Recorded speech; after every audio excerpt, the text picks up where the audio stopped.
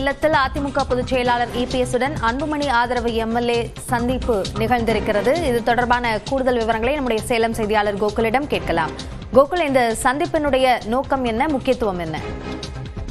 சேலம் சூரமங்கலம் பகுதியில் இருக்கக்கூடிய நெடுஞ்சாலை நகர் பகுதியில் இருக்கும் அதிமுக பொதுச் செயலாளர் எடப்பாடி பழனிசாமி அவரது இல்லத்தில் இருந்தார். அப்பொழுது பாமக சட்டமன்ற உறுப்பினர், சேலம் மேட்டூர் சட்டமன்ற உறுப்பினரும் அன்புமணி ஆதரவாளருமான சதாசிவம் நெடுஞ்சாலை நகருக்கு வந்திருந்து அதிமுக பொதுச் செயலாளர் எடப்பாடி பழனிசாமியுடன் சில நிமிடங்கள் சந்திப்பு ஆனது நடைபெற்றது. இந்த சந்திப்பானது இன்று காலை ஏற்கனவே ஜி.கே. வாசன் அவர்கள் எடப்பாடி பழனிசாமியை சந்தித்து சென்றிருக்கக்கூடிய சூழ்நிலையில் எம்எல்ஏ சதாசிவம் சந்திப்பும் ஒரு முக்கியத்துவம் வாய்ந்ததாக பார்க்கப்படுகிறது.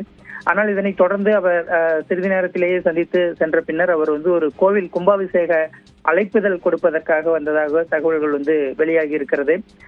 மேட்டூர் அருகே இருக்கக்கூடிய ஒரு மாரியம்மன் கோவில் கும்பாபிஷேக விழாவிற்கான அழைப்புதலை அவர் கொடுத்து சென்ற புகைப்படமும் தற்பொழுது வெளியாகி இருக்கிறது. ஆனாலும் தற்பொழுது இருக்கக்கூடிய இந்த அரசியல் சூழலில் பல கூட்டணி பேச்சுவார்த்தைகள் எல்லாம் தொடர்ந்து நடந்து கொண்டிருக்கக்கூடிய ஒரு நிலையில் தற்பொழுது பாமகவை சார்ந்த அன்புமணி ஆதரவாளர் மேட்டூர் சட்டமன்ற உறுப்பினர் சதாசிவம் அவர்கள் நெடுஞ்சாலை நகர் இல்லம் அதிமுக பொதுச் செயலாளர் எடப்பாடி பழனிசாமியை சந்தித்து சென்றது ஒரு பேசுபொருளாகி இருக்கிறது.